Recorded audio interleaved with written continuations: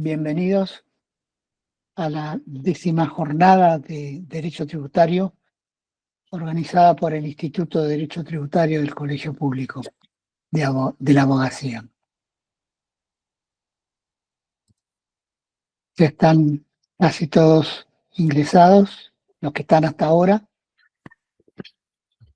y como quedamos esperando 5 minutos de la hora, los 5 minutos de tolerancia, que ya no existen más, las 2 horas, hacemos 5 minutos. Previo a la iniciación de las jornadas, quiero hacer un homenaje desde este lugar, y creo que desde todos nosotros, a una gran mujer, una excelente profesora, una gran amiga personal y una catedrática que nos ha abandonado hace poco tiempo, Catalina García Vizcaíno. Muchas gracias por haber sido como fuiste. Y ha dejado toda una doctrina para seguir nosotros profundizando sobre todo lo que ella trabajó. Muchas gracias, Catalina.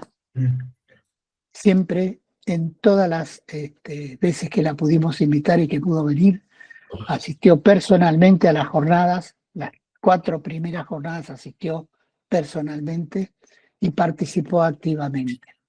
Y fue miembro, en ese momento teníamos un jurado de selección de trabajos que se presentaban, formó parte y colaboró mucho con nuestro instituto, siendo magistrada. Bueno, dicho esto, y creo que es un sentir de todos nosotros, los tributaristas, hoy tenemos la apertura de las 10ª jornadas de Derecho Tributario del Instituto con 2 excelentes profesionales, catedráticos también, autores de trabajos, conferencistas, que son Silvina Coronelo y Daniel Barbato, que nos van a hablar de la prueba en el procedimiento tributario.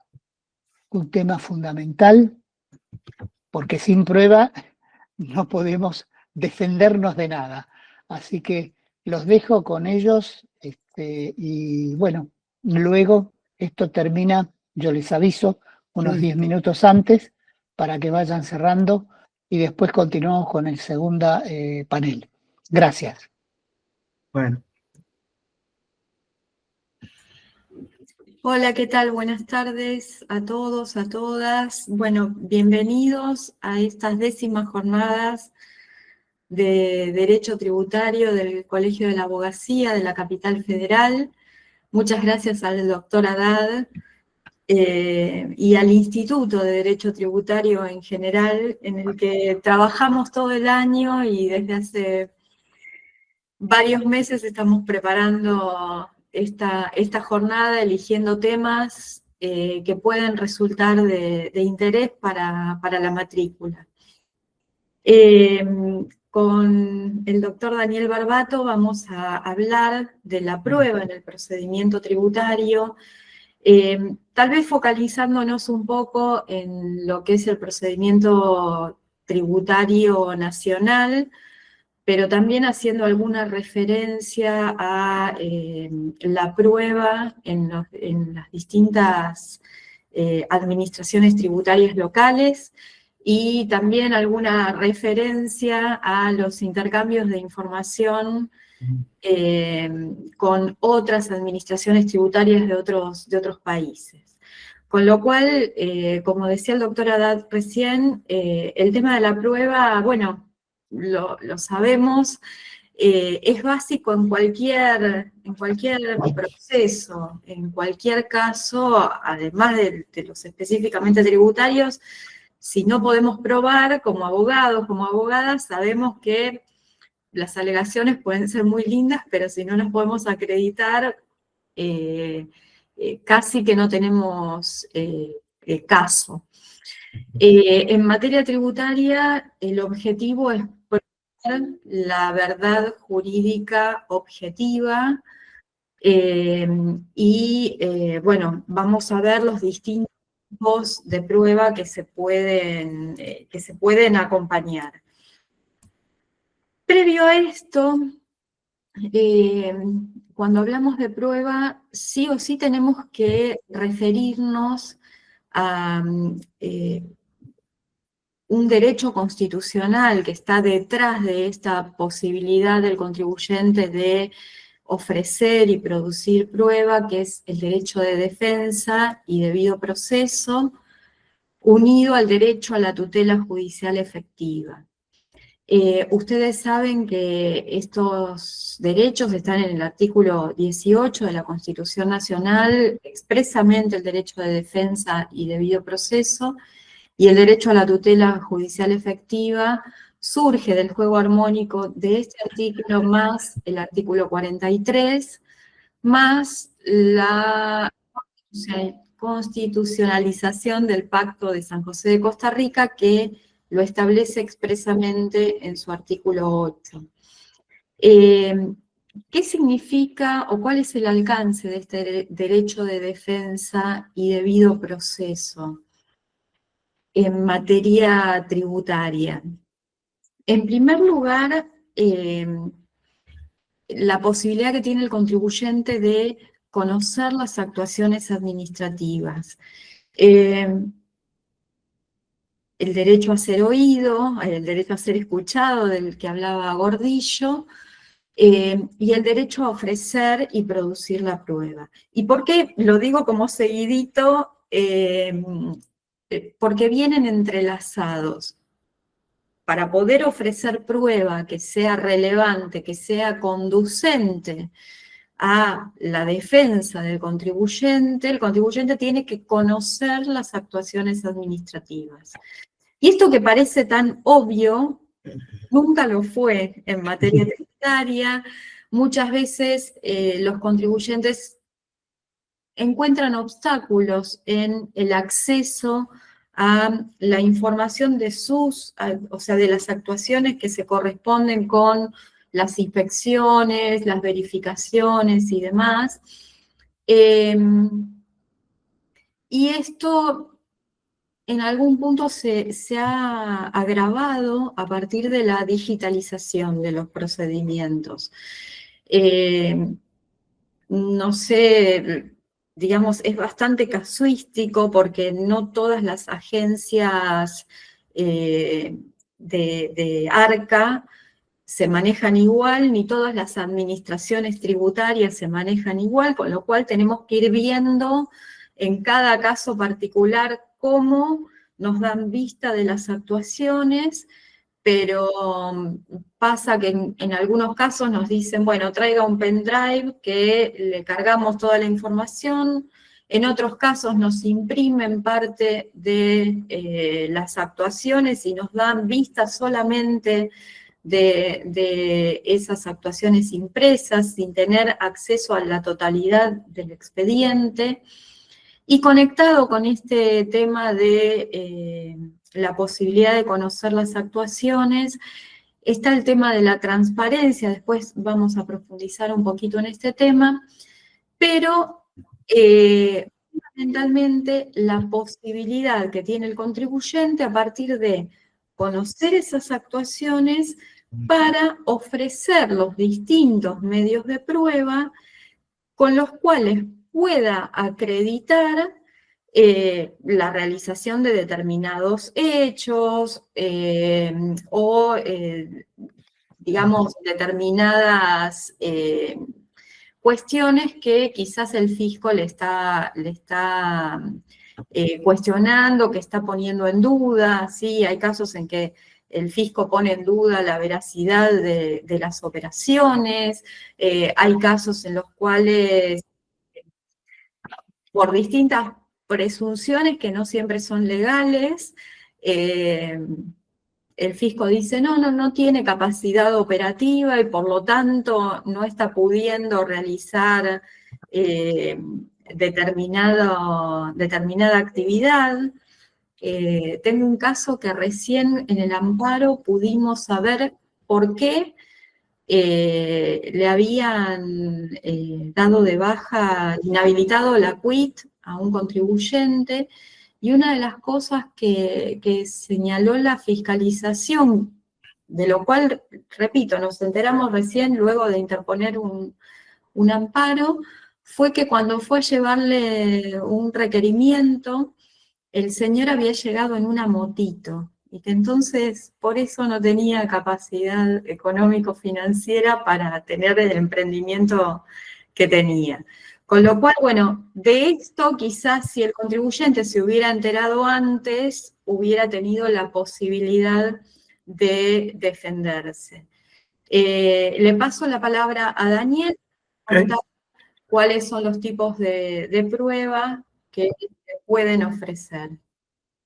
Bueno, gracias Silvina. En realidad no quiero quedar afuera del recuerdo de la querida doctora García Vizcaíno, quien fue mi profesora de grado y posgrado, y agradecerle al instituto en general y al doctor Jorge Haddad en particular por permitirme estar en estas jornadas. Bueno, en realidad la prueba en el procedimiento tributario tiene, digamos, una serie de aristas que son bastante complejas. Básicamente, no hay que olvidarse de que cuando comienza el procedimiento tributario. Bueno, el doctor Vicente Oscar Díaz, por ejemplo, postulaba que el procedimiento tributario empieza cuando los inspectores te tocaban el timbre y te exhibían la orden de intervención, que es un papel interno de trabajo, donde básicamente lo único que surge de ahí son los datos personales del contribuyente y cuáles serían, ¿no es cierto?, los impuestos que van a ser objeto de fiscalización. ¿Por qué es importante la prueba en el procedimiento tributario? Bueno, primero porque no nos olvidemos de que, por un lado, al contribuyente le permite ejercer adecuadamente el derecho de defensa, ¿no es cierto? Y por el otro lado también todas las actuaciones administrativas de fuste que pueden llevar adelante los organismos recaudadores ostentan el principio de legitimidad. ¿Por qué? Porque los dicta la administración. Con lo cual, en cierta medida, esto es un poco injusto, porque el fisco puede esgrimir alguna posición conflictiva y por lo tanto el contribuyente se ve obligado a demostrar probatoriamente la situación contraria. Todo esto que yo estoy contando y que es muy breve, comienza, bueno, con esta orden de intervención, una serie de requerimientos informativos que no sé si llegan en motito o en Ferraris, como hizo mención Silvina, pero lo concreto es que forman parte de algo que es muy importante, que son los antecedentes, que están todos nucleados en lo que se conoce como actuaciones administrativas o expediente administrativo. Cualquiera que tenga la oportunidad, ¿no es cierto?, de litigar contra el fisco de la provincia de Buenos Aires, se va a dar cuenta que el expediente administrativo tiene una sigla que empieza EA 2360 y una serie de números que son bastante incomprensibles. Pero básicamente, todo este procedimiento tributario tiene un punto de inicio, que es desde que comienza el proceso de verificación, y dentro de la órbita administrativa culmina con el acto final, que es el dictado de la determinación de oficio. Obviamente estamos haciendo una suerte de repaso general, porque la materia tributaria es muy amplia, pero si hacemos un análisis sumario de qué tipos de pruebas se pueden producir, son de las más variadas. En primer lugar, podemos hablar de la prueba documental, que está dada básicamente por todo lo que son todas las fojas que lucen o que componen el expediente administrativo. Esta prueba muchas veces es extremadamente voluminosa. Más de una vez nos ha tocado que entramos tarde en la discusión con el fisco, entonces nos encontramos con que dicen, bueno, a ver, tenemos que analizar todo esto y son cuerpos y cuerpos y cuerpos, ¿no es cierto?, que forman parte de las actividades realizadas con antelación. Es más, por ejemplo, a nivel nacional y también a nivel provincial, hablo provincia de Buenos Aires por lo menos, no nos olvidemos de que rige también el artículo 121 del Código Procesal Civil nacional o de la provincia de Buenos Aires, donde muchas veces cuando la prueba documental se caracteriza por su tamaño y voluminosidad, el contribuyente puede pedir la exoneración de acompañarla. Otra de las pruebas que también son importantes es la prueba informativa, es decir, se le solicita a entidades públicas o privadas determinado tipo de información y naturalmente todo esto está conectado, ¿no es cierto?, a cuál sería el foco del conflicto que tiene el contribuyente con el Estado, ¿no? O sea, y en este caso, bueno, la experiencia indica que muchas veces a la hora de decidir o resolver algún tipo de problemática, los tribunales posteriores, llámese Tribunal Fiscal de la Nación o bien Tribunal Fiscal de Apelaciones de la Provincia de Buenos Aires, le dan una predominancia mayor, ¿no es cierto?, a la información que suministran los organismos públicos que los que suministran las entidades privadas. Más allá de eso, también se puede ofrecer como prueba la testimonial, que básicamente son acreditaciones orales que ofrecen los contribuyentes, pero si vamos a ser sinceros, la prueba que tiene mayor implicancia, ¿no es cierto?, a la hora de llevar adelante una confrontación de carácter tributario es la prueba pericial. ¿Qué tipo de pericia? Y bueno, también depende un poco del eje de la controversia. Naturalmente se pueden ofrecer distintos tipos de pericia, por ejemplo, una pericia informática. ¿Cuál sería una pericia informática? Bueno, por ejemplo, en su momento las empresas de aeronavegación comercial tenían una discusión de dónde se generaba la renta, tenían un sistema de reserva de pasajes que se llamaba Amadeus, entonces en ese caso era vital comprender, digamos, cómo se materializaban esas reservas, ¿para qué? Para determinar en un caso de impuesto a las ganancias si era una renta de fuente argentina o una renta de fuente extranjera. Otra tipología de pericias son las pericias químicas. Las pericias químicas, por ejemplo, una discusión que se verificó en materia de impuestos internos, en este caso se discutía si una bebida que todos conocen, que es Paso de los Toros, era una bebida analcohólica o alcohólica. Naturalmente, si era una bebida analcohólica, quedaba fuera de la órbita del impuesto, y si era una bebida alcohólica, pagaba una tasa diferencial, y en ese caso la pericia química fue decisiva para examinar la composición de esa bebida y, bueno, asignarle la naturaleza correspondiente. También, en su momento, para los que ahora se materializan muchas operaciones con cheques electrónicos, pero en algún momento los cheques se firmaban manualmente y podía ocurrir que muchos de esos cheques contasen con una firma apócrifa, con lo cual entraba a jugar la participación de una pericia escopométrica, ¿no? Pero bueno, palabras más, palabras menos, más allá de la tipología de discusión que estamos hablando, la más relevante de todas las pericias en esta materia es la pericia contable. Pericia contable que, bueno, naturalmente en una materia tan compleja como la tributaria, que a medida que pasa el tiempo tiende a ser cada vez más delicada y cada vez más difícil, la participación en equipo entre contadores, ¿no es cierto?, y abogados tiende a acentuarse, y en algunas materias, como puede ser precios de transferencia, encontramos también que empieza a ser necesaria la intervención de otra clase de profesionales como ingenieros, ¿no? Con lo cual, como síntesis, podemos decir que la prueba es el factor indispensable que tiene el contribuyente para conocer la verdad jurídica objetiva, ¿no es cierto? Y a su vez, la contracara de la desvirtuación del principio de presunción de legitimidad del acto administrativo. Naturalmente, la prueba que no se ofrece en las contestaciones de vista tienden a ser un problema para los particulares, porque, por ejemplo, a nivel nacional, el artículo 166 te dice que toda la prueba que vos no ofreciste en el momento de contestar la vista, no podrías ofrecerla más adelante al momento de plantear un debate en el Tribunal Fiscal de la Nación. el Código Fiscal de la Provincia de Buenos Aires tiene una redacción similar. Con lo cual yo siempre digo lo mismo.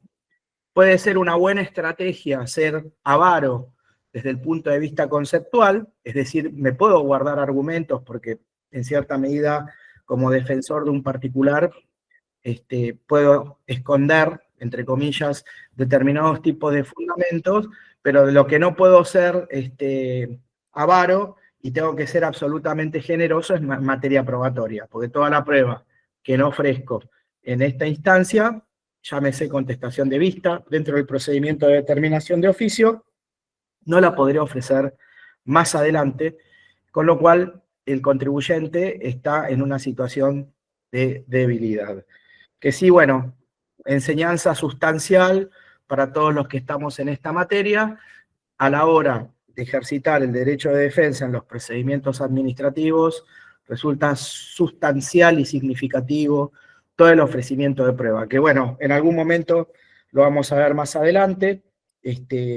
Muchas veces esos ofrecimientos de prueba son desestimados a través de afirmaciones genéricas como prueba impertinente, inconducente y meramente dilatoria, porque en numerosísimas ocasiones los organismos recaudadores están apremiados por los plazos de prescripción. Pero bueno, eso sería un poco la cuestión. Que sí, vuelvo a transmitirle otra vez el micrófono a Silvina para que ella pueda hacer algunos aportes sumamente interesantes. Gracias, Daniel. Sí, bueno, en realidad Daniel nos contaba un poco cómo es el ofrecimiento de prueba en un procedimiento específico en materia tributaria, que es el procedimiento determinativo de oficio, donde en general, ¿sí?, el contribuyente encuentra un respeto por su derecho de defensa, digamos, hay como un camino, pese a estas cuestiones que señalaba Daniel, que siempre para el fisco la prueba que ofrece el contribuyente, tanto en sede administrativa como luego ante el Tribunal Fiscal de la Nación, es inconducente, dilatoria, o bueno, tiene alguna otra palabra por el estilo que siempre contestan lo mismo, poniéndose en general, digamos, sí, siempre es como mucho, pero en un 90% de los casos pasa eso.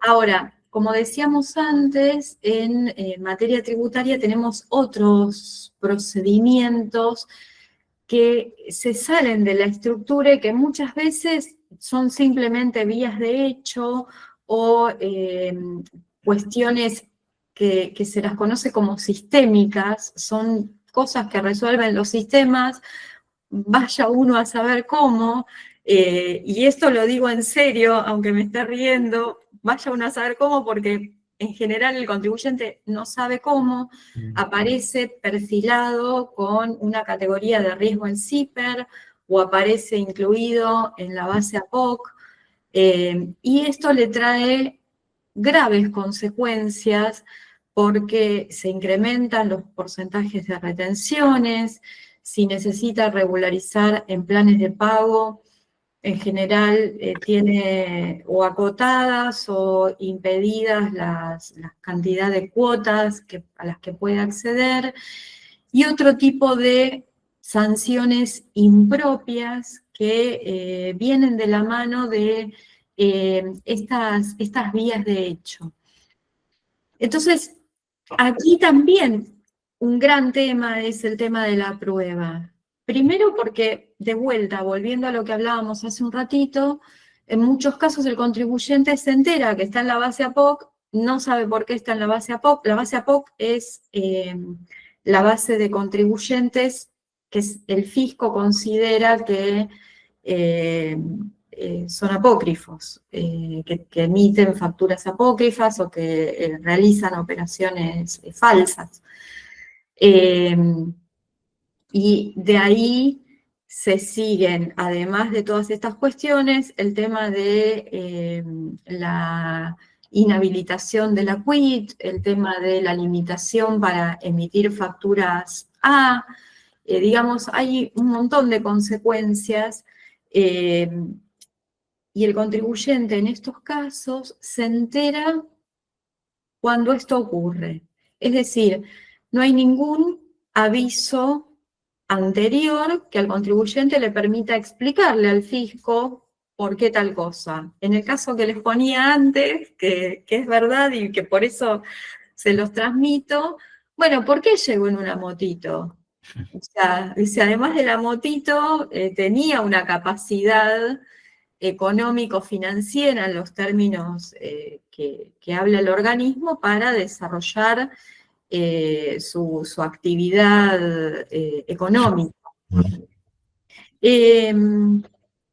Entonces, bueno, el tema es este, se encuentra el contribuyente directamente incluido en estas bases de datos o en el sistema CIPER, que es un sistema de perfilado de riesgo fiscal, donde se lo categoriza, tiene distintas categorías, y cuando la categoría es muy mala, de riesgo fiscal muy alto, le incrementan las retenciones y todo lo demás.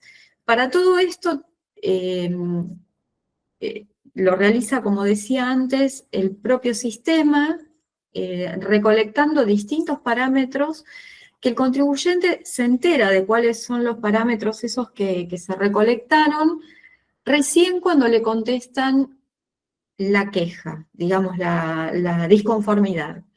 Hay un reclamo de disconformidad también sistémico, donde es un botón que directamente el contribuyente entra en este recurso de disconformidad. Y recién al contestarle ese recurso de disconformidad, se entera, por ejemplo, que se tuvieron en cuenta supuestos juicios, ¿sí?, que tiene el contribuyente. También esto me ha pasado en algún caso, y los juicios de los que hablaba el fisco, que tenía en sus bases de datos el fisco, estaban todos terminados. Muchas veces intervenimos en ejecuciones fiscales que se cierran y no les hacemos nosotros como profesionales un seguimiento hasta que se archiven, y muchas veces quedan. Y en esto también tenemos que tener cuidado porque en esta oportunidad que les digo, cuando ya estamos en el CIPER, tenemos que probar que, por ejemplo, esos juicios están cerrados, ¿sí? Entonces ahí podemos oficiar a los juzgados o incluso a los agentes fiscales apoderados del fisco. Hoy ya no se llaman más agentes, pero los colegas que actúan en nombre del fisco nacional.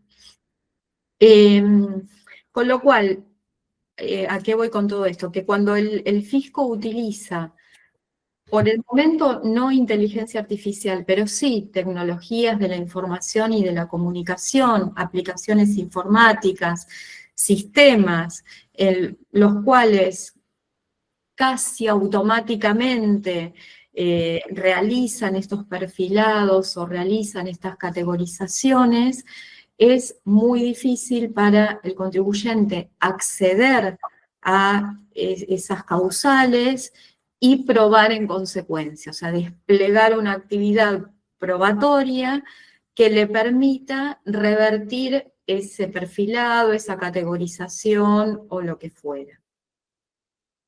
En relación a la inclusión de los contribuyentes en la base APOC, hay una sentencia de corte que es la segunda ART, que tiene que ver con el impuesto a las salidas no documentadas, en relación a la facturación apócrifa. Y es muy interesante este fallo, primero porque nos da algunos elementos, ya tiene un par de años, no es que es de ahora, pero nos da algunos elementos que se dan como ciertos siempre por parte de las administraciones tributarias, Si, por ejemplo, no sé, los cheques después los depositó no sé quién, bueno, el conocimiento del contribuyente de la persona con la que contrata es limitado, no tiene por qué el contribuyente investigar a la otra parte contratante o realizar un seguimiento de los cheques y demás para ver quién hace los depósitos, etcétera, que es un poco lo que pide la administración tributaria. En este caso, la empresa La Segunda Aseguradora RT había realizado unos pagos a un proveedor en concepto de servicios. El fisco se los objetó, llega la causa a la corte. Creo que Daniel ahora nos va a contar algo del recurso, pero para comentar esto simplemente lo adelanto. Cuando salimos de la etapa del Tribunal Fiscal tenemos el recurso ante la Cámara Nacional de Apelaciones en lo Contencioso Administrativo Federal, y ese recurso es de revisión y apelación limitado, con lo cual las cuestiones de hecho y prueba quedan por fuera de este recurso. No obstante, la importancia, a mi entender, de este caso es que apoyándose en el dictamen de la Procuración, la Corte entró a revisar cuestiones de hecho y prueba, que tenían que ver justamente con resolver la cuestión que estaba siendo debatida y resolver, en este caso en el cual se hablaba de facturas apócrifas y de contribuyentes que no encuadraban en el concepto este de tener solvencia económica, capacidad operativa y demás. Y entonces, bueno, un poco lo que hace la Procuración es decir, bueno, el fisco dijo que no había inmuebles, o rodados o cuentas bancarias. Pero en realidad que no haya inmuebles, que no haya rodados o que no haya cuentas bancarias o incluso empleados en relación de dependencia no autoriza a una conclusión indefectible de que existe carencia de capacidad operativa o capacidad económica. Este tema del circuito económico, el circuito financiero de los cheques posterior a la entrega de los pagos por parte de los contribuyentes, dice la Procuración y después la Corte, es ajeno al control del contribuyente. El contribuyente no puede controlar qué hace un tercero con esos pagos. Las irregularidades en que incurra su proveedor, si tiene incumplimientos formales o materiales, son totalmente ajenas al contribuyente, no son imputables al contribuyente, y menos aún si ese proveedor no se encontraba en la base APOC y emitía facturas conforme a la normativa, digamos. El deber de inspeccionar es del fisco, no de cada uno de los contribuyentes. Y otra cuestión que señala también es que la inspección, cuando se realiza en los domicilios fiscal y comercial del proveedor, que no lo encuentran al proveedor o a sus representantes legales 3 años después de la realización de las operaciones, carecen de aptitud para, digamos, generar consecuencias en los contribuyentes que lo que dice la Corte es no están obligados a hacer un seguimiento estricto de sus proveedores, digamos, realizan la operación y ya no necesitan continuar con ese seguimiento para poder acreditar esa veracidad. Dos cosas, y te paso la palabra, Dani.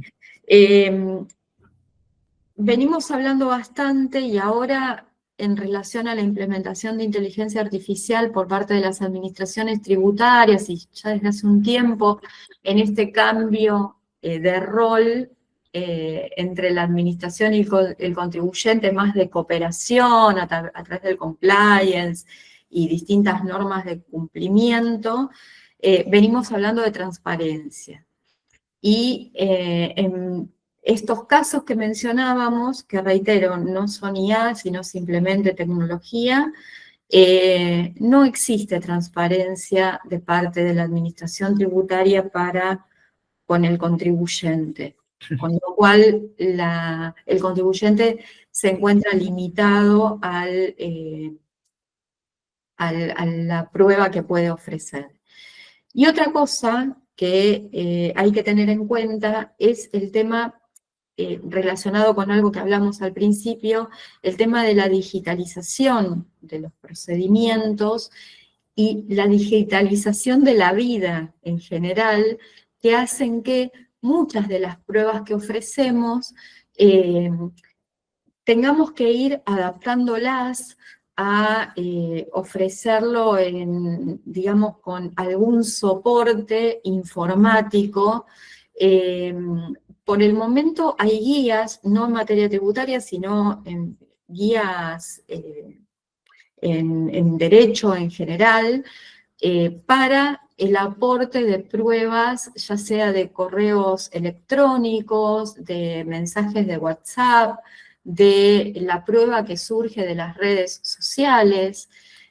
Hace varios años, como cerca de 10 debe hacer, en un beneficio de litigar sin gastos de un cliente, el fisco se opuso en el tribunal fiscal. El fisco se opuso porque este señor ofrecía un emprendimiento en la red LinkedIn y ofreció el perfil de LinkedIn así, simple. Digamos, si uno hace un ofrecimiento de perfiles o de información que obra en las redes sociales, bueno, tiene que buscar la forma de acompañar esa prueba de alguna manera que le brinde certeza al fisco o al tribunal en su caso. No sé, Dani, te paso... Sí, en realidad el tema de la prueba, como podemos ver, ha tendido a ser cada vez más gravitante y más complejo, ¿no?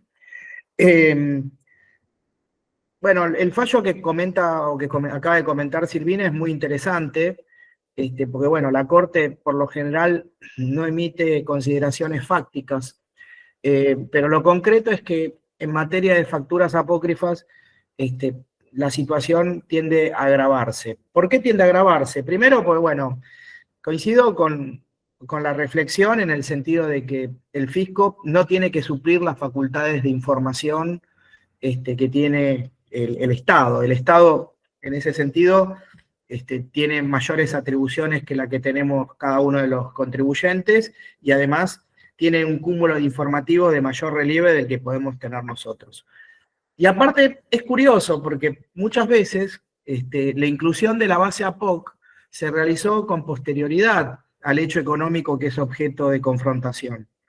Bueno, vos hablaste recién de un plazo de 3 años. No quiero ser peyorativo, no vivimos en un país demasiado lógico ni normal, pero 3 años en la Argentina pueden pasar muchísimas cosas, ¿no? Entonces, imaginémonos, hoy estamos en el 2025, imaginémonos todo lo que vivimos nosotros desde el 2022 hasta el 2025. Entonces, contando desde el fenómeno inflacionario, cuestiones políticas, personales, de negocios, ¿no es cierto? Es muy...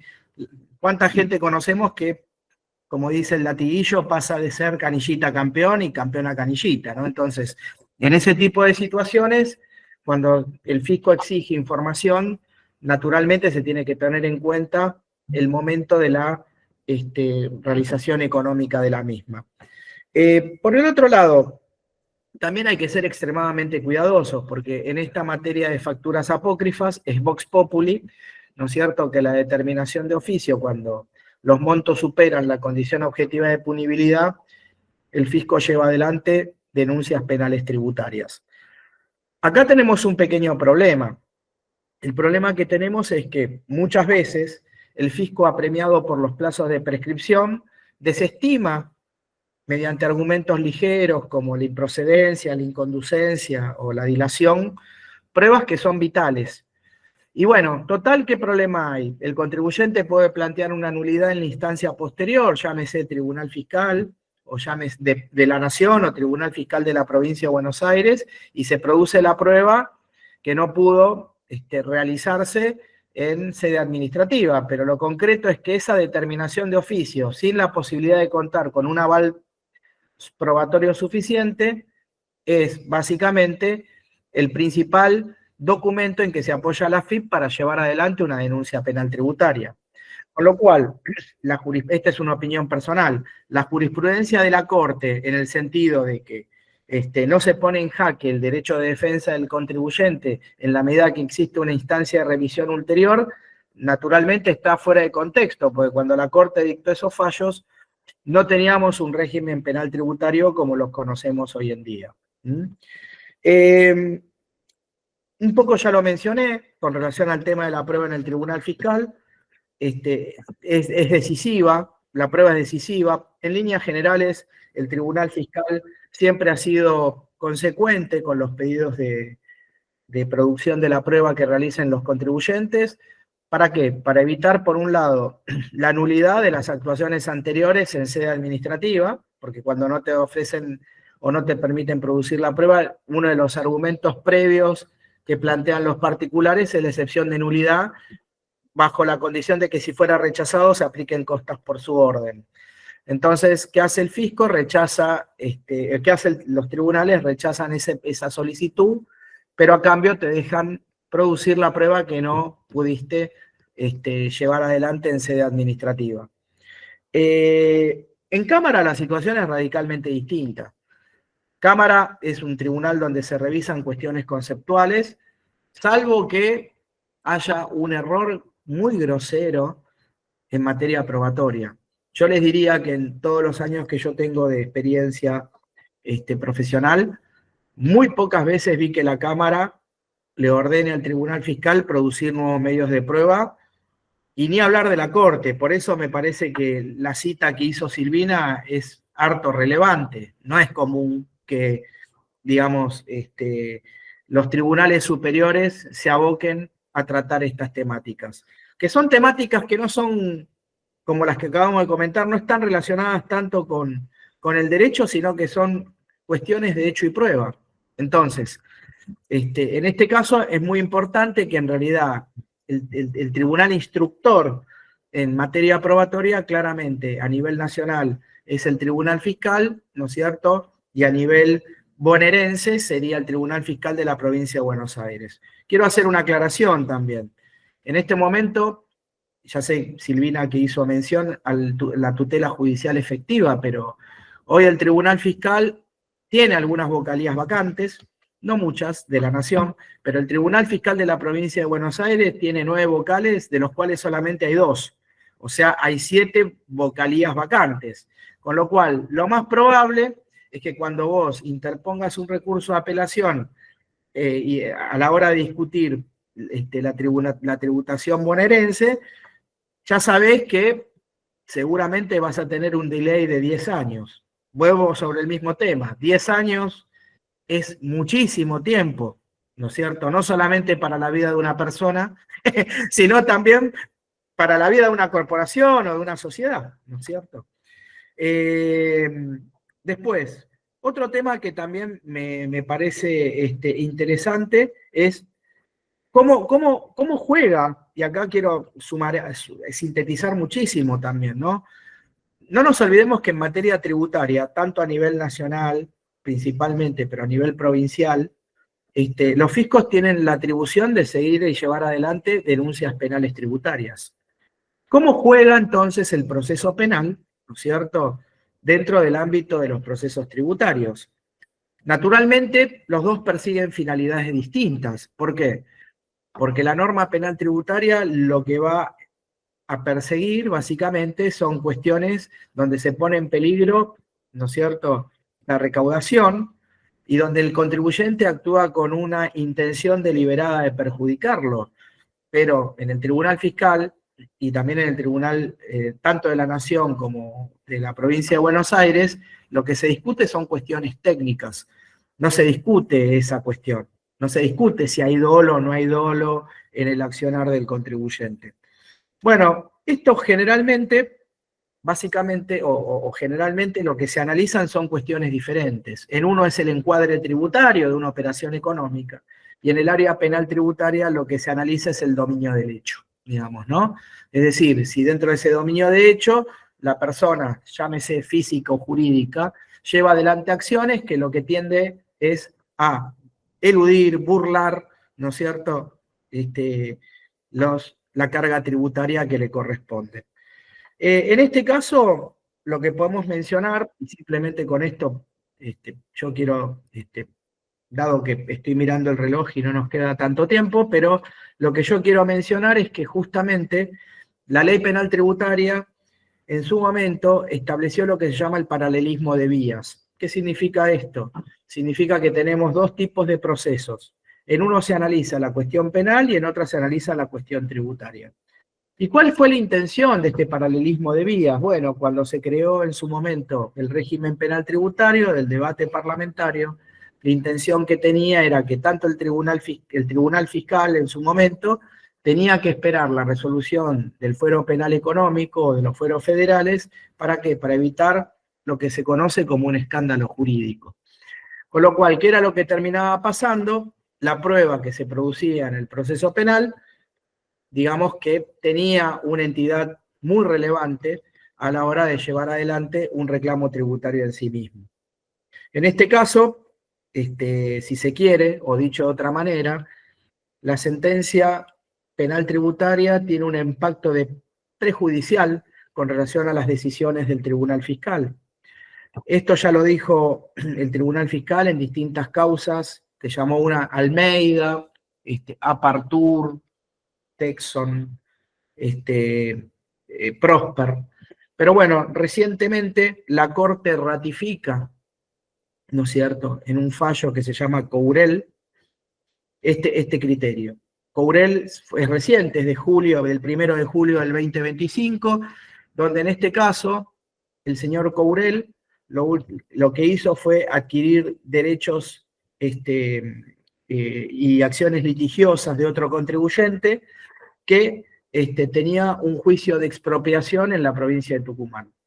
Bueno, entonces, ¿qué fue lo que ocurrió? El fuero federal penal tuvo distintos pronunciamientos donde se ratificó el sobreseimiento del señor Courel. Naturalmente el fisco estuvo en desacuerdo porque decía que la exención del régimen de expropiación o las indemnizaciones por expropiación eran solamente aplicables al titular y no así al adquirente del derecho litigioso, y por lo tanto, en este caso, la Corte ratificó el criterio anterior. Yo, para concluir, lo único que les puedo decir además es que también existe en materia penal, que también tiene impacto en esta materia, la doctrina del árbol envenenado o árbol venenoso, digamos, donde muchas veces, ¿no es cierto?, los fiscos obtienen información, ¿no es cierto?, a través, ¿no es cierto?, de situaciones ilegal, por decirlo, y después la quieren aplicar en los procedimientos tributarios. Hasta ahora la jurisprudencia, inspirada en un viejo fallo de la Corte Suprema de Estados Unidos, dijo que toda evidencia ilegal impacta en el otro proceso, con lo cual todo lo que se obtiene ilegalmente declara la nulidad de lo posterior. Y esto que estoy diciendo tuvo repercusión hace 5 o 6 años, ahí la pandemia me hace perder un poquito la perspectiva, cuando un ex trabajador, ¿no es cierto?, de una entidad financiera argentina fue despedido, ¿no es cierto?, y entonces esta persona tenía toda la base de datos de contribuyentes argentinos, que fue una causa que se llamó HSBC Bank, ¿no es cierto?, y donde supuestamente no, el fisco, amparado en información de esta persona, llevó adelante procedimientos determinativos y hasta incluso acciones penales. Bueno, existió toda una discusión si la obtención de esa documentación era válida o no, pero bueno, ¿qué terminó pasando? Vinieron sendas moratorias, y muchos contribuyentes adoptaron una postura muy conservadora y terminaron regularizando esta cuestión, y lamentablemente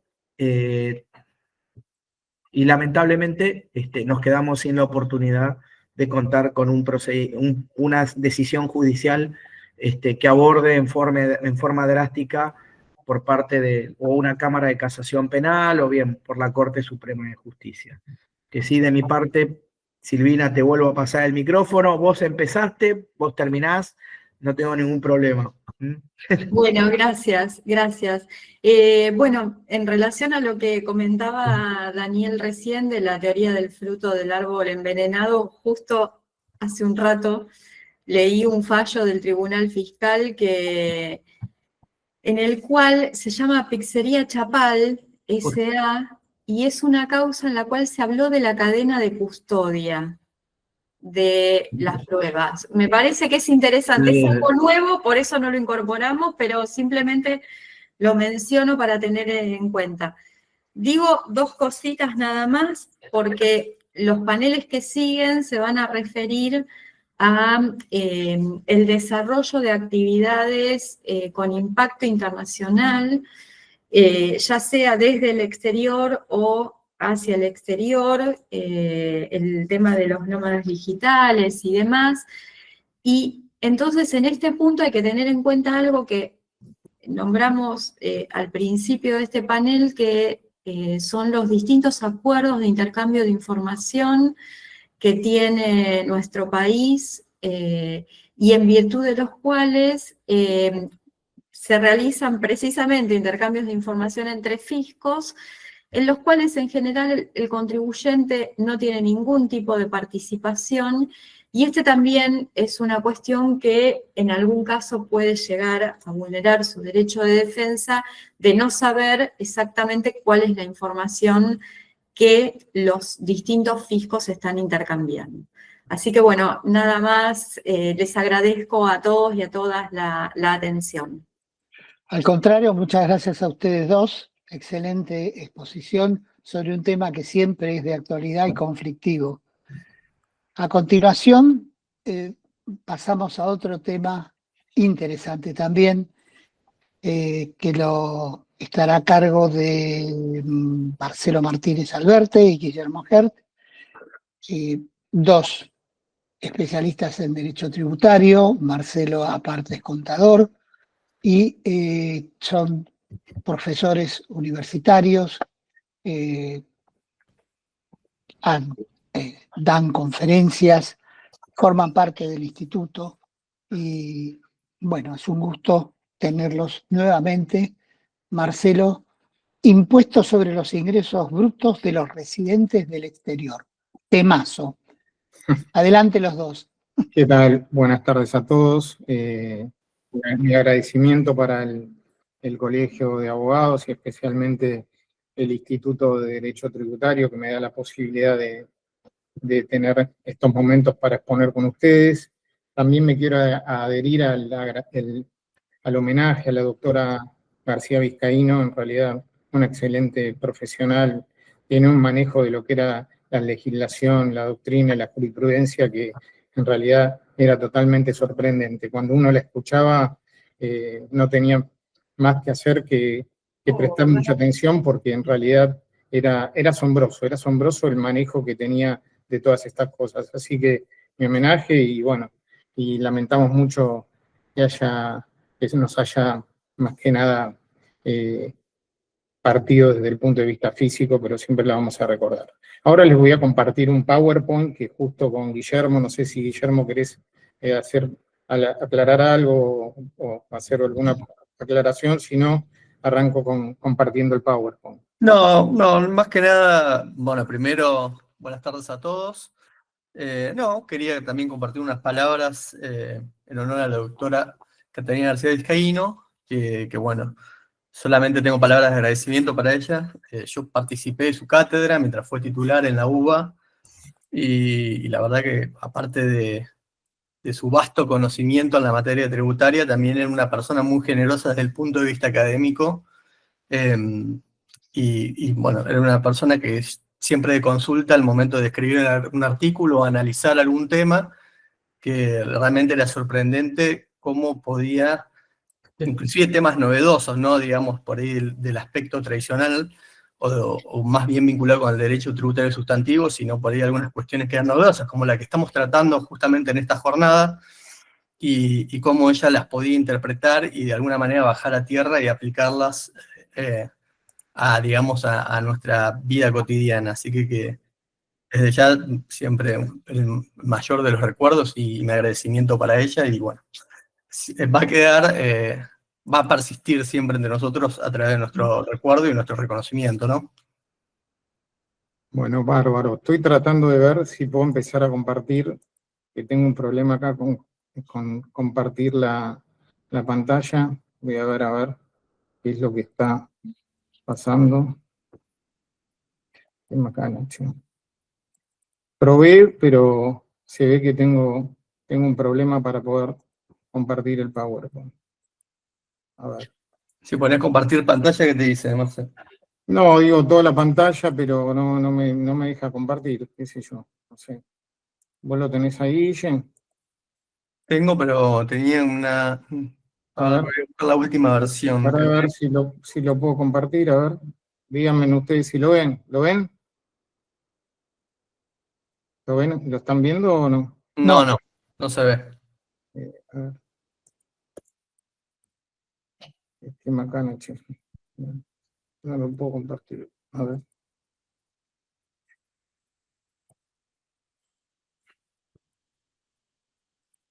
A ver, ahí.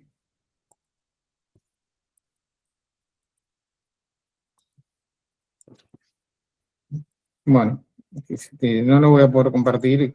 Bueno, voy a empezar a dar la exposición sin poder compartir el PowerPoint y bueno, porque si no, no lo voy a enganchar, no sé qué pasa. Siempre con el Meet me cuesta un poco más, estoy acostumbrado al Zoom. Sí, al Zoom, no sé por qué no se puede. Pongo toda la pantalla a compartir y no me sale el tema de la, más que nada, del icono donde dice compartir. Bueno, qué sé yo, lo vamos a empezar a armar así. Si vos querés, Guille, en algún momento. Dale, si no empezamos, Marce, Sí, bueno. Seguimos nuestro material y... Sí, más que nada, bueno, vamos a hacer una introducción al tema. Como dijo el doctor Haddad, lo que vamos a hablar es del impuesto a los ingresos brutos sobre los residentes en el exterior. Bueno, como todos ustedes saben, la globalización económica ha generado que los sujetos del exterior participen en operaciones en nuestro país. Esto trajo aparejado desde el punto de vista tributario que todos los organismos, más que nada tributarios de la nación, tanto a nivel nacional como a nivel provincial como a nivel provincial, arbitren los medios necesarios para cobrarles impuestos a estos residentes en el exterior cuando realicen actividades en la República Argentina o en el caso de bienes personales cuando tengan bienes en el territorio. En el ámbito federal, como ustedes saben, el impuesto a las ganancias, el concepto de residente en el exterior y la mecánica del ingreso del impuesto está determinada en los artículos 102 a 104, el 103 y el 104 tienen un mecanismo de presunción para ciertas ganancias.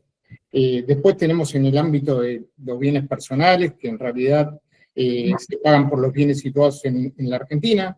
Esto surge del artículo 17 y 26 de la ley de impuesto a los bienes personales. En el tema del IVA, tenemos que analizar que hasta la sanción de la ley 27.343, que fue publicada en el Boletín Oficial el 27 del 12 del 2017, que incorporó ahí el inciso H al apartado 4, designando como sujetos pasivos a quienes sean locatarios, prestatarios o intermediarios de sujetos del exterior, había una imposibilidad técnica o práctica para cobrar el tributo, que esto fue más que nada solucionado con el decreto 813 y con la sanción de la resolución 4356. O sea que hasta ese momento, o sea que hasta la publicación de esta resolución general, en el IVA no se le podía cobrar impuesto al valor agregado a los residentes en el exterior que realizaban actividad en la República Argentina. Acá tengamos en cuenta el principio de territorialidad, ¿no? Dónde se realiza la operación, que es fundamental cuando analizamos los aspectos del hecho imponible, tener en cuenta el aspecto territorial del hecho imponible, porque si dice que las operaciones se realizaron en la Argentina, en realidad tendrían que tributar. Este mecanismo de cobro es a través de un responsable sustituto, más que nada es al quien se le presta si le presta el servicio, él a su vez lo puede computar como crédito fiscal, o sea que lo paga por cuenta del residente en el exterior y se lo computa como pago a cuenta o como crédito fiscal. Con respecto a los ingresos brutos, si bien las provincias han avanzado en gravar las operaciones realizadas por este sujeto, eso es lo que vamos a tratar de analizar en esta charla.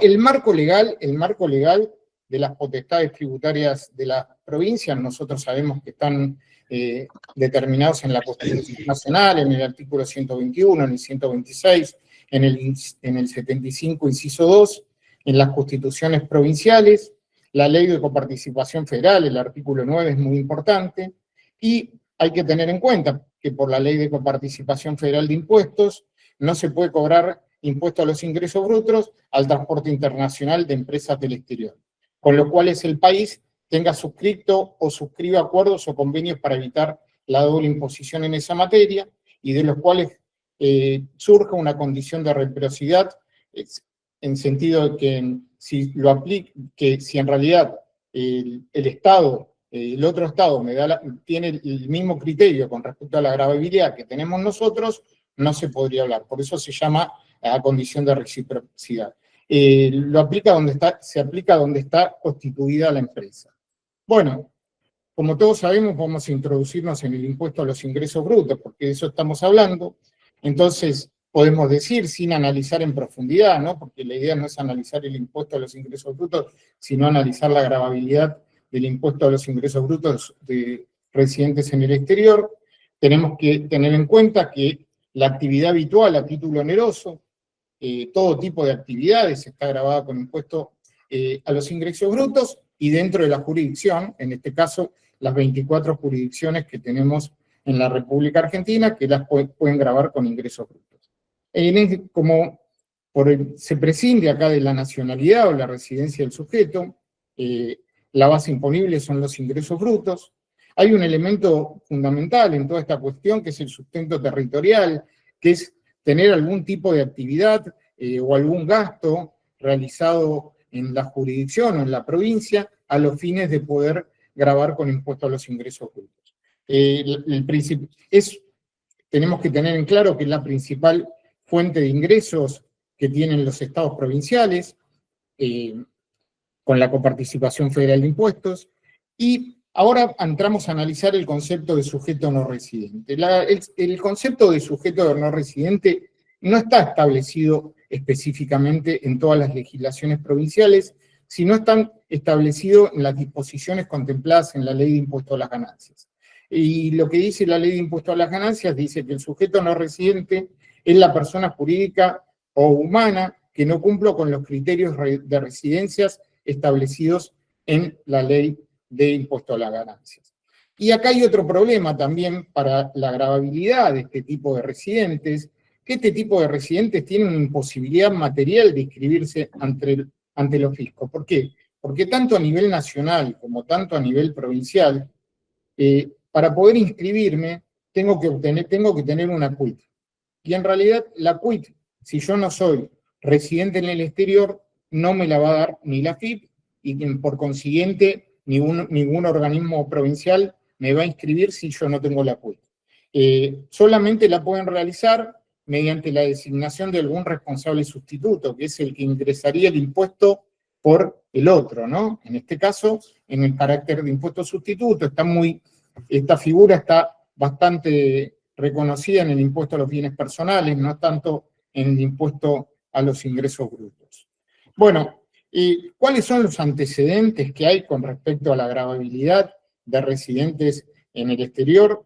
Yo les quiero decir que hasta el año 2014 no existía normativa con respecto a la gravabilidad de los sujetos residentes en el exterior en las jurisdicciones provinciales. La CABA, mediante una resolución 593-214, quiso gravar los servicios de suscripción online para acceder a películas de TV y etcétera, y mediante la resolución 594 quiso gravar también las actividades culturales y artísticas, o sea, que si viene a dar un recital cualquier artista del exterior, lo podían grabar.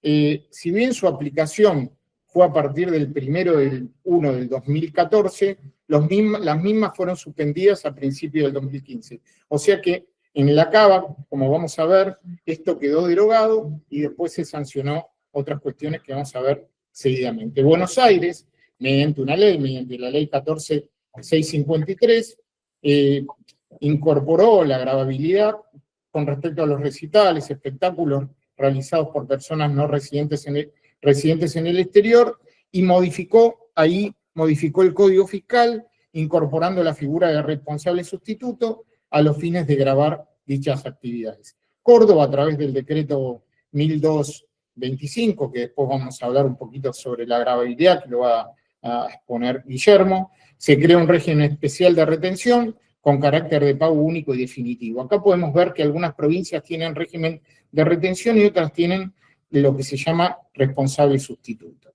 Bueno, después acá lo que es importante es analizar el aspecto espacial del hecho imponible con respecto al impuesto a los ingresos brutos, y tenemos que dividir en dos la cuestión para atender a lo que es el aspecto espacial. Uno, que son los servicios tangibles, y otro que son los servicios intangibles. Con respecto a los servicios tangibles, son servicios que tienen presencia física. ¿Qué quiere decir? Deportes, conciertos, locaciones de inmuebles, muebles y reparaciones de los mismos. Acá no hay mayor dificultad para poder determinar la gravabilidad porque está muy determinada. En donde se plantean los interrogantes son en los servicios intangibles, y ahí donde no existe presencia física, y lo que pueden ser transacciones bancarias, provisión de información, internet, servicios digitales que tienen cierta complejidad. Acá había una discusión doctrinaria donde parte de la doctrina, con una postura rígida, decía que solo se podían gravar solamente las actividades ejercidas en forma efectiva, física, tangible en el territorio. Si bien nosotros analizando este tema, esto no surge expresamente ni de la Constitución Nacional ni de la Ley de Coparticipación Federal de Impuestos. En el plano internacional, el nexo físico ya se dejó de lado y fue abandonado por los estados, y hay una causa bastante relevante que se llama South Dakota versus Fire, que es una causa del 2018 donde dejó de lado o abandonó el nexo físico para tratar un poco el otro tipo de nexo que no tiene nada que ver con el nexo físico, que son para todos servicios intangibles. Y esto mediante las BEPS 2.0 también OCDE lo incorporó. Bueno, ¿cuál es el aspecto espacial de los servicios intangibles? Bueno, acá existe un consenso entre las distintas jurisdicciones como presupuesto de gravabilidad que toma en cuenta tres cuestiones: que la prestación del servicio se desarrolle y utilice económicamente en la jurisdicción. El segundo punto, que recaiga sobre sujetos o bienes, personas, cosas radicadas o domiciliadas ubicadas en el territorio argentino, o sea, las provincias, o bien cuando el prestador o locador contrate con una presencia digital significativa. En la presencia digital, no entremos en la presencia digital significativa todavía, con independencia del medio y la plataforma o tecnología utilizada para tales fines. Como ven, se han incorporado conceptos o establecimientos de punto de conexión, no ya territoriales, como habíamos dicho, para los servicios tangibles, sino como base a los efectos de conectar la actividad grabada. Esto es lo que se llama el nexo jurisdiccional. Esto en realidad se tuvo en cuenta en el Consenso Fiscal 2021, la Corte lo avaló en un fallo que se llama Helicópteros Marines contra Tierra del Fuego, del 29/9 del 2024, en Telecom Argentina contra Corrientes, 26/12 del 2017, donde la Corte dijo que es facultad propia de cada provincia elegir el método adecuado para la determinación del impuesto. Bueno, y acá nosotros analizamos varias jurisdicciones, no analizamos 24, sino analizamos algunas, y determinamos cuál es el tratamiento de la gravabilidad de los servicios digitales en varias jurisdicciones. Vamos a analizar las jurisdicciones patagónicas, o sea, la provincia de Santa Cruz, Chubut, Tierra del Fuego, La Pampa, Neuquén, Río Negro, Buenos Aires, Córdoba y Santa Fe, en el análisis que vamos a realizar. Y en realidad vamos a ver cuáles son los presupuestos de gravabilidad de cada una de estas provincias. Si nosotros vamos a decir que hay varias jurisdicciones que utilizan el concepto de presencia digital, como ser Santa Cruz no, Chubut sí, Tierra del Fuego no, La Pampa no, Neuquén no, Río Negro no, Buenos Aires no, y Cava sí. Cava utiliza el principio de presencia digital. Y otros utilizan el principio de presencia digital significativa, como es Tierra del Fuego, como es Buenos Aires. Y a su vez, como les dije y les nombré las tres cuestiones, otros utilizan el principio o como presupuesto de gravabilidad la utilización económica, el cual es esas provincias, la provincia de Chubut, la provincia de Tierra del Fuego, la provincia de La Pampa, la provincia de Neuquén, la provincia de Río Negro y la provincia de Cabo. Y a su vez, el tercer punto, que recaigan sobre bienes o sujetos radicados en esa jurisdicción, lo utiliza Tierra del Fuego, La Pampa, Neuquén, Río Negro y Cava. ¿Dónde está definido el concepto de servicios digitales? En el único lugar donde está determinado en estas jurisdicciones es en la jurisdicción de Buenos Aires, Cava, creo, Córdoba y Santa Fe, que vos vas a hablar vos, también está definido, ¿no? Guille, eso también, lo que se llama servicios digitales. Sí, en realidad están definidos los servicios digitales, pero utiliza el criterio de utilización significativa. Ok, bárbaro. Entonces, el tema de la provincia de Córdoba y la provincia de Santa Fe la voy a desarrollar después Guillermo, y después vamos a hacer un cierre. Bueno, ¿y cómo es el impuesto? En realidad en Santa Cruz no hay mecanismo para lo que es el ingreso del impuesto de servicios digitales, tampoco en Chubut. En Tierra del Fuego hay un mecanismo mediante un responsable sustituto, La Pampa utiliza un sistema de retención, Neuquén utiliza un sistema de responsable sustituto, tal como Río Negro, Buenos Aires y Cava. Estos códigos que yo analicé, excepto Córdoba y Santa Fe, que lo va a analizar Guillermo, no han adoptado una redacción homogénea ni presupuestos de gravabilidad equivalentes. Cava, como ustedes saben, utiliza el concepto de presencia digital, Buenos Aires y Tierra del Fuego, presencia digital significativa, y el resto de las provincias no mencionan este concepto.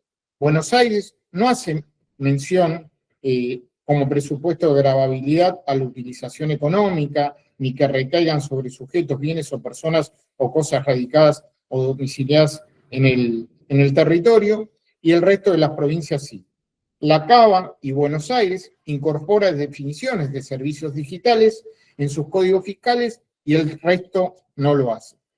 Bueno, y acá vamos a pasar a analizar cuáles son las provincias que graban las locaciones y prestaciones de servicios, incluidos los servicios digitales. Entonces tenemos que Santa Fe y Chubut no graban ningún tipo de operación realizada por residente en el exterior. No graba ningún tipo de operación, ni Santa Cruz ni Chubut.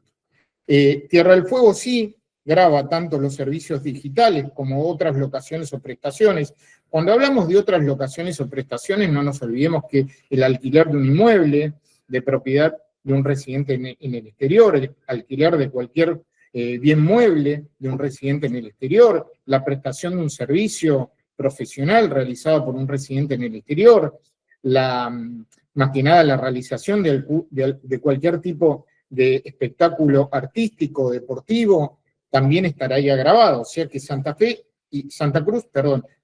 y Chubut no tienen mecanismo y no lo graba. Tierra del Fuego sí tiene mecanismo para grabar, tanto los servicios digitales como los otros servicios, lo hace mediante un responsable sustituto.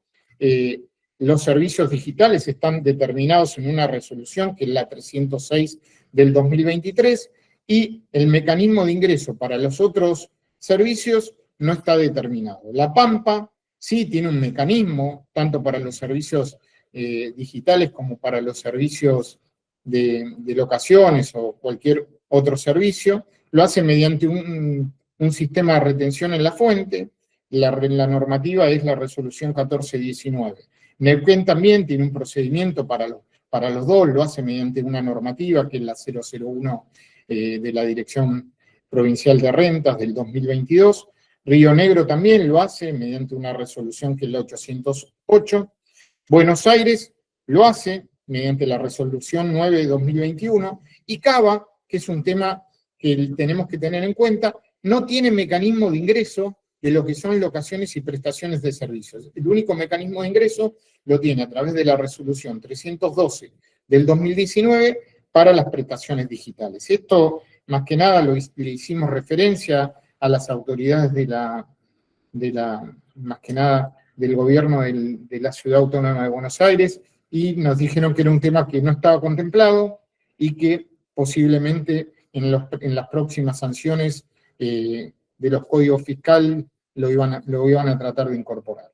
Bueno, entonces, como pantallazo, como resumen de este punto, decimos que las provincias Santa Cruz y Chubut no han incorporado mecanismos para grabar a los residentes en el exterior. Tierra del Fuego graba los servicios digitales y podría grabar el resto de las prestaciones de servicios, y desconocemos la existencia de una normativa específica a tales fines, no encontramos ninguna resolución para, más que nada, poder ingresar el impuesto. El resto de las jurisdicciones han implementado regímenes a fines de grabar la totalidad de las prestaciones y locaciones de servicios. Cava, como les comenté, graba los servicios digitales, y entendemos que no existe normativa a los fines de grabar el resto de las prestaciones de servicio, y esto fue confirmado por la gente de AGIP. Bueno, por lo general la liquidación del gravamen en estos puntos se hace mediante un responsable sustituto. O si bien, como nosotros sabemos, la actividad onerosa la realiza el sujeto del exterior, en la normativa analizada en estas jurisdicciones, excepto la provincia de Córdoba y Santa Fe, intervienen varios sujetos para la recaudación del impuesto. Los responsables sustitutos se encuentran obligados al pago del gravamen y accesorios como únicos responsables del cumplimiento de las obligaciones fiscales del contribuyente residente en el exterior. En la mayoría de todos estos casos, mediante un sistema diagramado, el responsable sustituto abona el tributo sin retención, es decir, de su bolsillo. Evidentemente, el diseño tiene en miras no afectar al verdadero contribuyente, que es el residente en el exterior, y que el sustituto no tenga opción a la hora de abonar el impuesto, siendo una ilusión en la realidad de los hechos la acción de reintegro que se podría realizar para el cobro del tributo. La mayoría de la doctrina defiende la necesidad de un derecho de reintegro, o sea, de un derecho de repetición, frente al sujeto pasivo, basándose para ello en la simple razón que se trata de una exigencia del principio de capacidad contributiva. La presencia del responsable sustituto en la fase de cumplimiento de la obligación solo se justifica por motivos de garantía. Esto está contemplado en la ley de impuesto a los bienes personales, no lo encontré en ninguna legislación provincial, en el artículo 26, que contempla la posibilidad de solicitar el reintegro, incluso reteniendo o ejecutando directamente bienes que dieron origen al pago. Bueno, en principio, Guille, te doy la palabra a vos para que sigas con el desarrollo del tema. Está bien, gracias, Marce. Bueno, yo un poco voy a continuar con, como mencionó Marcelo, con dos jurisdicciones relevantes en nuestro país como Córdoba y Santa Fe.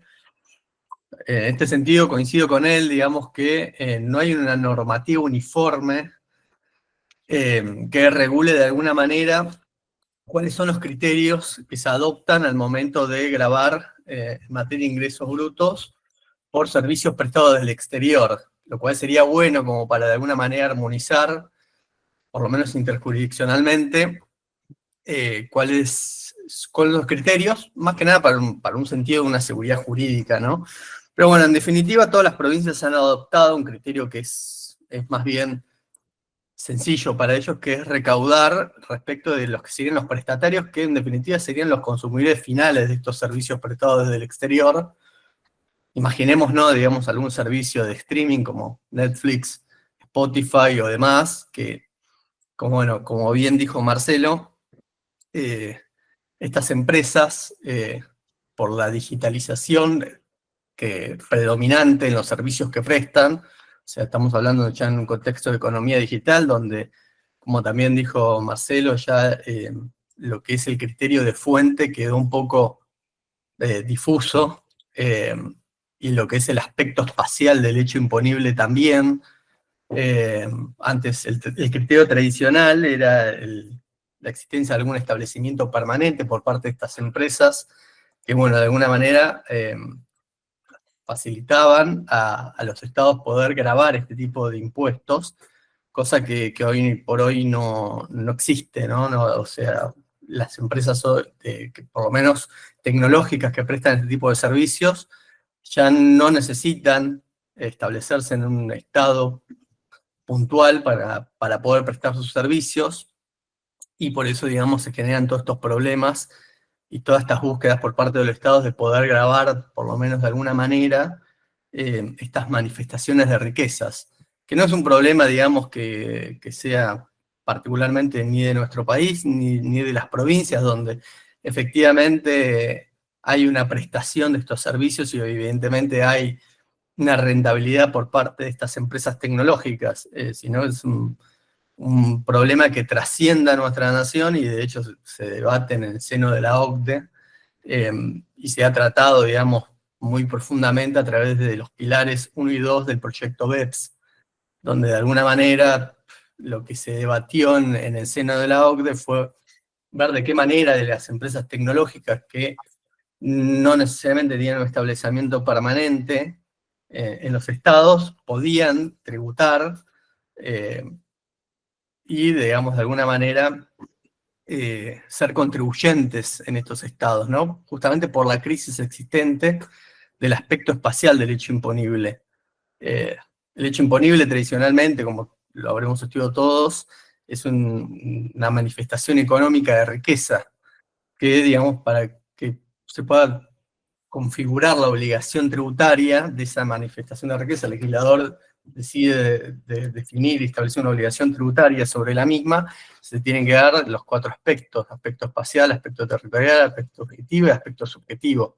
Justamente el aspecto espacial es el cual se encuentra en crisis y bueno, un poco es el que estamos tratando. Pero bueno, no es más, digamos, que una transformación natural, ¿no? A través de que el tiempo va pasando y bueno, en definitiva, la tecnología avanza por encima muchas veces de lo que son los fenómenos económicos y también de lo que resulta ser, de alguna manera, receptar esas manifestaciones disruptivas, novedosas, en lo que es una legislación local. Y bueno, en definitiva, las provincias, en este sentido, encontraron estos mecanismos como para poder recaudar, que en definitiva, como dijo Marcelo, no es que estos prestadores del exterior son los que son, digamos, los contribuyentes de derecho a estas obligaciones tributarias, son los que terminan tributando, ¿no? Terminan tributando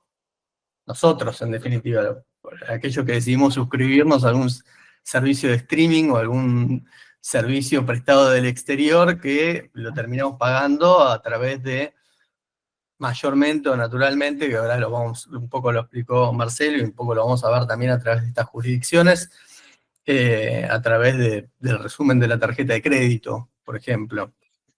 Pero bueno, un poco como mencionaba ahí Marcelo, que mencionó este decreto, el 1205 del 2015 de la provincia de Córdoba, que es el reglamentario del Código Fiscal.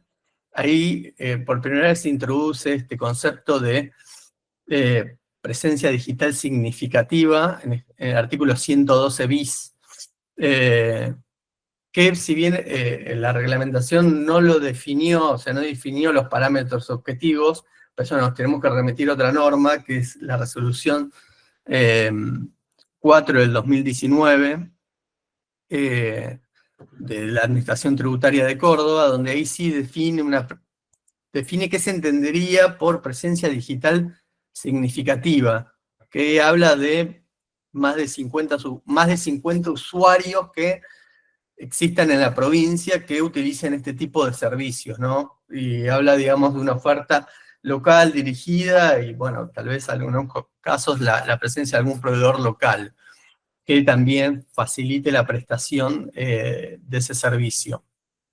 Y el artículo 319 también de esta resolución, perdón, del decreto 1205 del 2015, estableció un régimen especial de retención y percepción para estos sujetos no residentes, que en general esta retención se va a hacer a través de, bueno, primero, digamos, de definir de alguna manera si se cumplen con estos parámetros objetivos para determinar que se configuró esta presencia digital significativa. Y una vez que eso se compruebe, bueno, ahí va a determinar quiénes van a ser los sujetos de retención que mayormente, como uno se suscribe a estos servicios a través de una tarjeta de crédito, van a ser los agentes emisores de las tarjetas, los que en definitiva van a actuar como agentes de retención.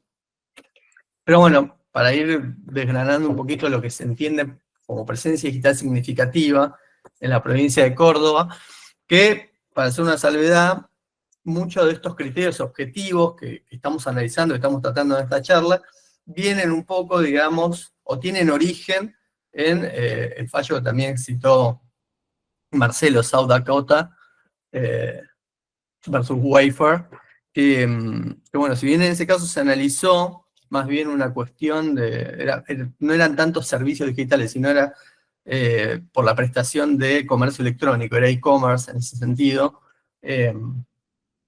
Ahí, digamos, justamente como también dijo Marcelo, o sea, se deja de lado, digamos, la presencia física o el criterio de presencia física. Los jueces de la Corte en ese fallo dicen que ya con la economía digital quedaba, o resultaba injusto para los estados hablar de la necesidad de una presencia física, que era el criterio que se había establecido en otro fallo, que era Quill, y bueno, la doctrina de South Dakota viene a dejar de lado esa doctrina. Y ahí, para que tengan una idea, digamos, cuando se habla de presencia virtual significativa o digital significativa, los jueces de la Corte, principalmente el juez Kennedy, habla, digamos, de que, por ejemplo, las cookies que se alojaban en la computadora, digamos, del sujeto que compraba, en este caso desde el estado de South Dakota, ya eran una presencia digital significativa, ya daban el sustento o el nexo territorial que lo habilitaba el Estado a poder grabar con impuesto,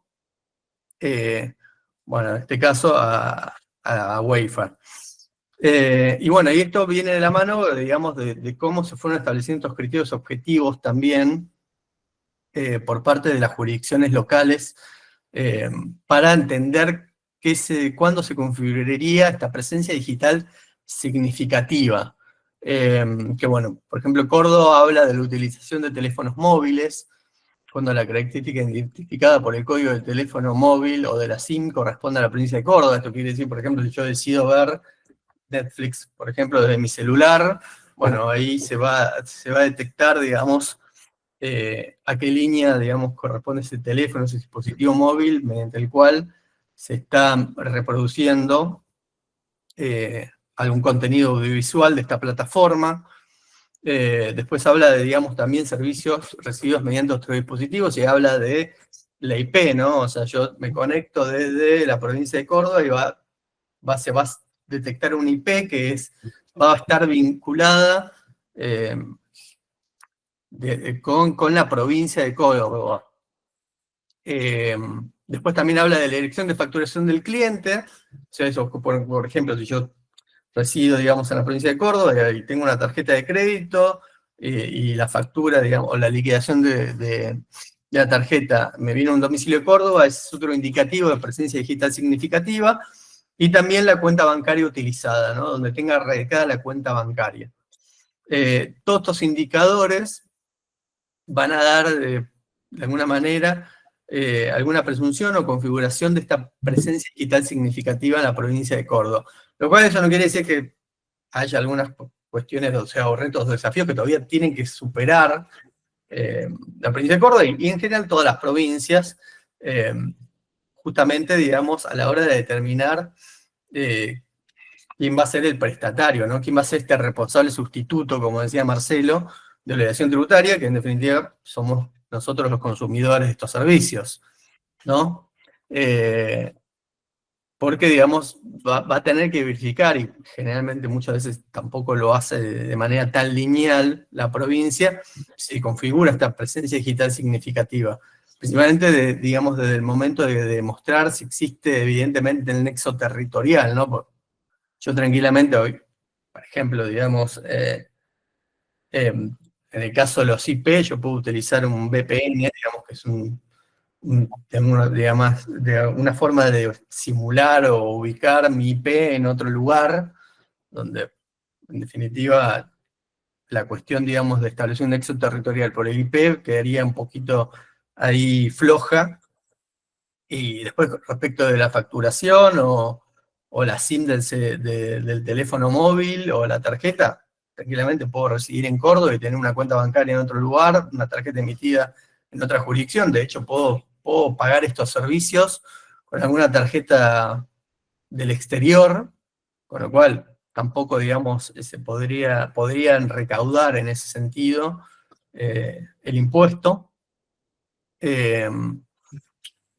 Y después, digamos, de alguna manera también hay algunas controversias respecto, digamos, de si el contribuyente de alguna manera después dice yo no vivo en Córdoba, o no estoy en Córdoba, también sería, digamos, algún elemento que se podría de alguna manera aportar al fisco para no tributar el impuesto sobre los ingresos brutos por estos servicios. En Santa Fe también, digamos, se graba la prestación de estos servicios del exterior. Igual ahí, a diferencia de Córdoba, Santa Fe no habla de presencia digital significativa, habla, digamos, de que se pueden alcanzar estas actividades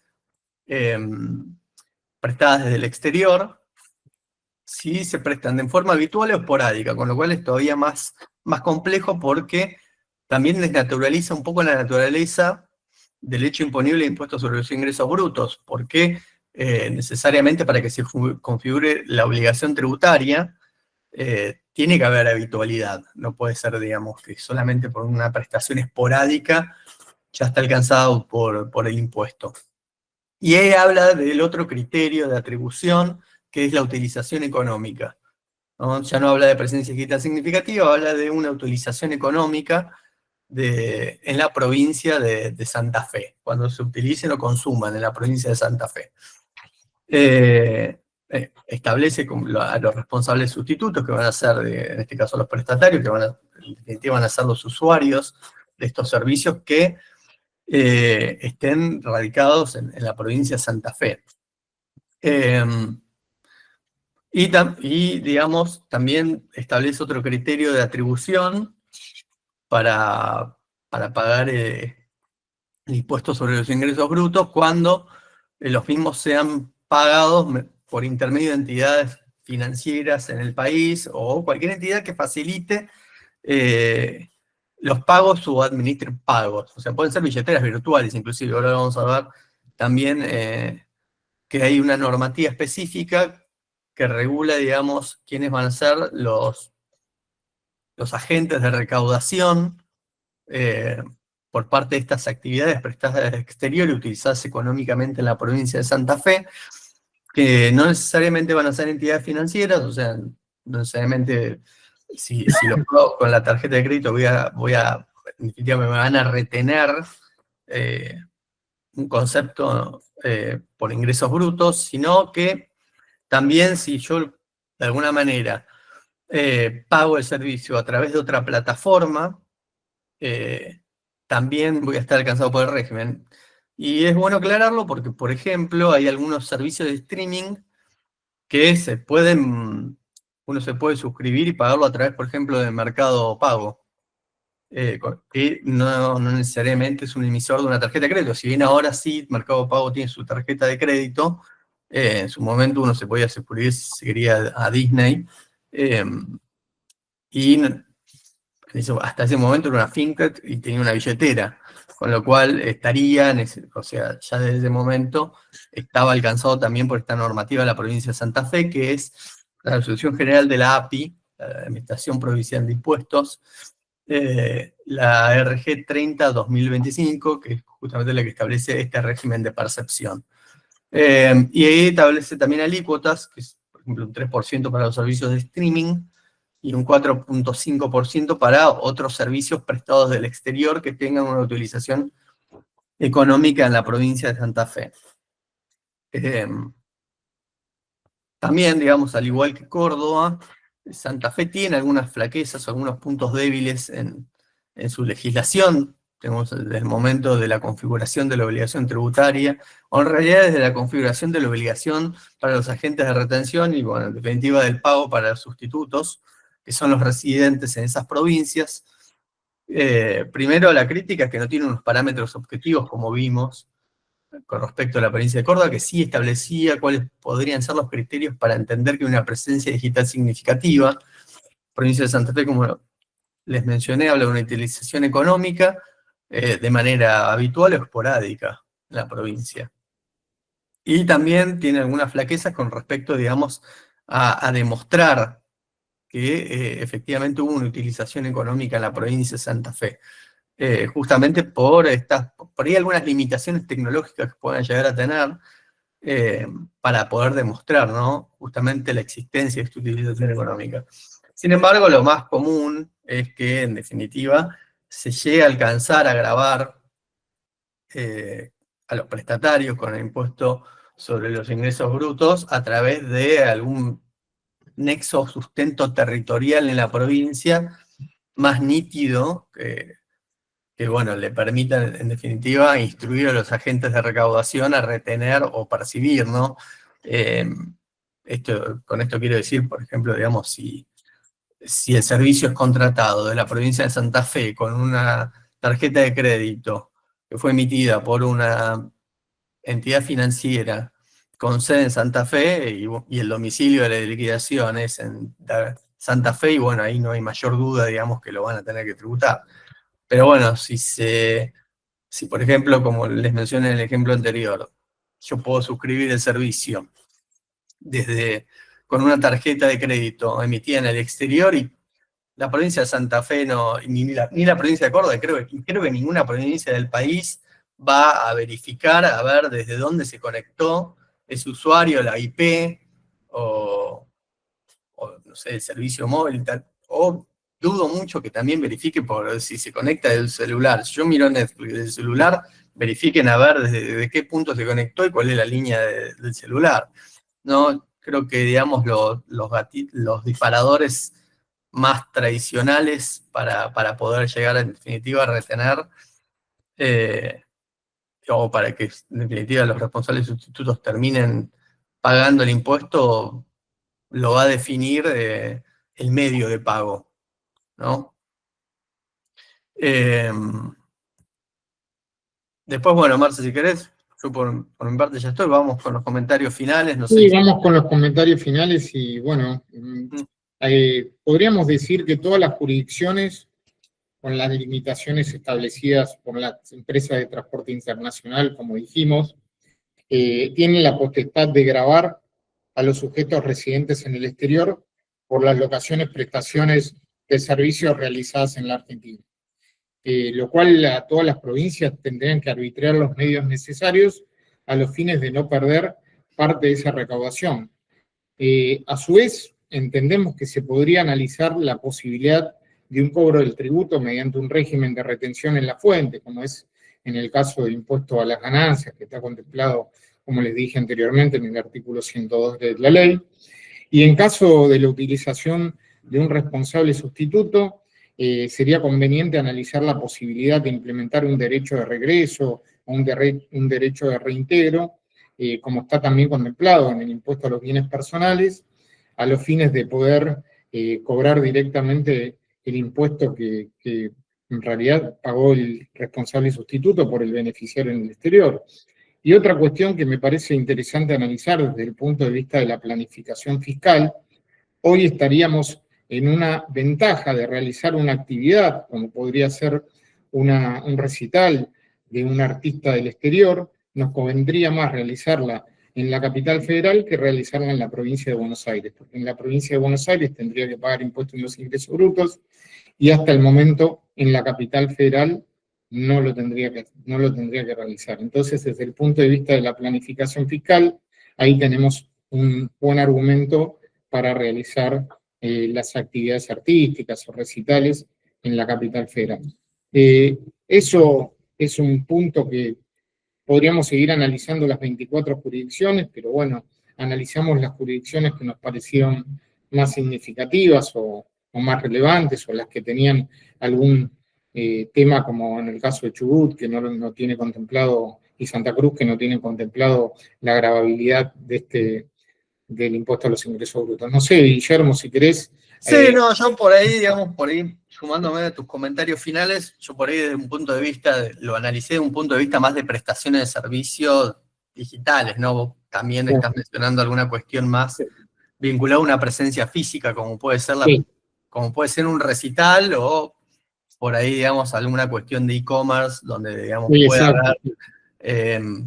Yo desde mi parte, por ahí la solución que vos estás mencionando, yo la veo muy difícil desde el punto de vista de la prestación de servicios digitales, ¿no? Digamos, me refiero a plataformas de streaming como Netflix, Spotify, donde realmente ahí sí hablamos de un intangible, ¿no? Me parece que ahí es más difícil poder llegar a poder retener en la fuente, justamente por la ausencia de presencia física, ¿no? En el país. Por ahí, digamos, ahí habría que esperar alguna otra solución, por ahí más bien la que están proponiendo desde el seno de la OCDE, que todavía ni siquiera está implementada, recién ahora creo que está preparándose para implementarse en el seno de la Unión Europea, estamos lejos nosotros de eso.